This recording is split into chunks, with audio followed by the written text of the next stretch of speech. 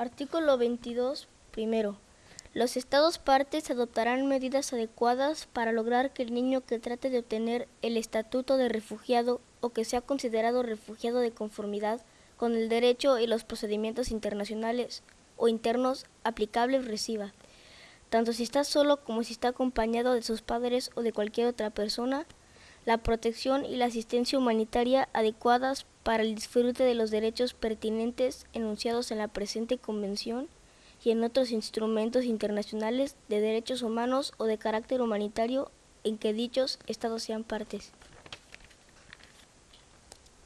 Segunda, a tal efecto de los estados partes cooperarán, en la forma que estimen apropiada, en todos los esfuerzos de las Naciones Unidas y demás organizaciones intergubernamentales competentes o organizaciones no gubernamentales que cooperen con las Naciones Unidas por proteger y ayudar a todo niño refugiado y localizar a sus padres o a otros miembros de su familia, a fin de obtener la información necesaria para que se reúna con su familia.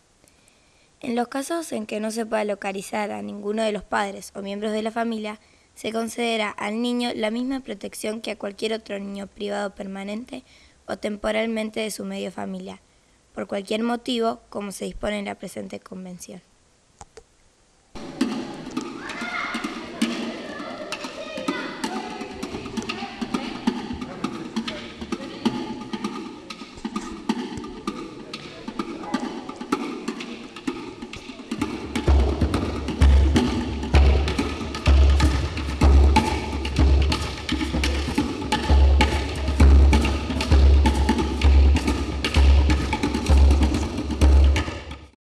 It's a very complex situation where the big parties, they have the same idea about this refugee policy. And that meant that in 2001 the government, the new government, were able to change the laws very much, very radical, so that the people who before could receive asylum as de facto refugees, they were not allowed to do it anymore. Now we stick to the strict rule in the convention. You have to be persecuted, and you have to document that yourself. And lots of people who come from war situation or who have been persecuted, they don't bring a statement about that. Yeah, you probably don't want to ask for it. And then the members of this so-called refugee court, it's not a court at all. It's a group of people belonging to those what's called ministry.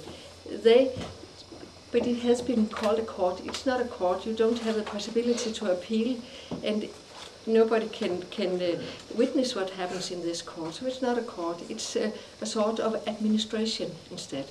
And the people sitting there are belonging to the Udlændinge service, that's the migration service in Denmark, and a judge who is a judge in another court, in a real court, but he is not a judge. He is sitting in front of this, and they are very, very strict because they are dependent on being on sending most people out. So their own career is depending on that they do as the politicians want. And that means that the security, legal security, is very, very weak in this area. I can tell about my mom's health, which started declining from the very moment we entered the asylum security center process machine. The health, the health that was declining in quality was not the physical health, but mental health. I wouldn't say that physically we were abused or we were. We didn't have to work, or we had good access to food and things. But mentally, it was a very difficult place, especially for adults like my mom, who had gone through a lot of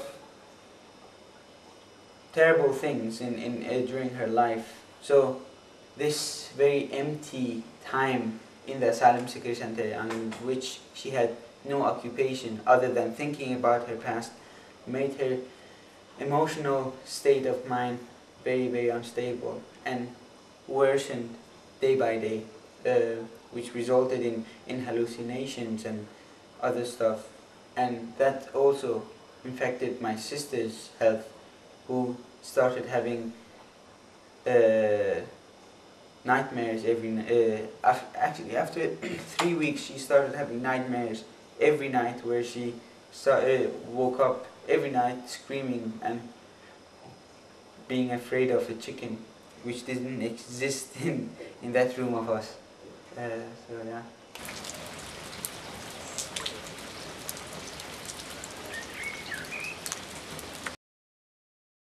Artikel 38. Erstens.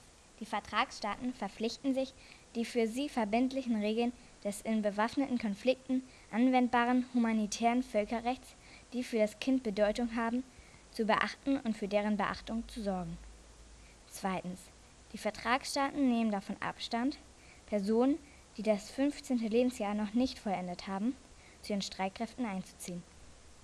Werden Personen zu den Streitkräften eingezogen, die zwar das 15., nicht aber das 18. Lebensjahr vollendet haben, so bemühen sich die Vertragsstaaten vorrangig, die jeweils Ältesten einzuziehen.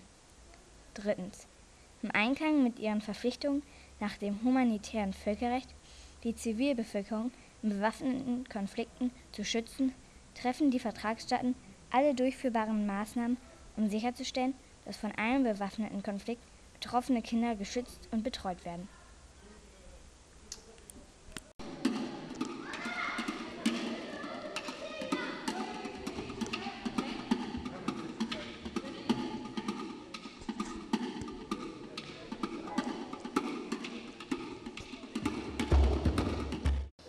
I know that many lawyers are going to see if they can change things about it, but it's difficult because of the political situation. But the legal status, that's very weak about this area at the same time. And that meant that they took away this possibility to secure refugees who will be persecuted. So we have sent lots of refugees back since who have been persecuted. I personally know a case where a mother from Iraq went back with her child because the minister told it would be safe to go back to that area. And 2 weeks later she phoned crying, told that the child had been taken by some man who wanted money from her. She didn't have the money, so they took the child away and he was found killed. And that happens to lots of people who go back because people who have fled to other countries, they are very unpopular when they come back and they have nobody to protect them. So lots of them are persecuted and it's real dangerous. And that is not taken care of by our handling it just now.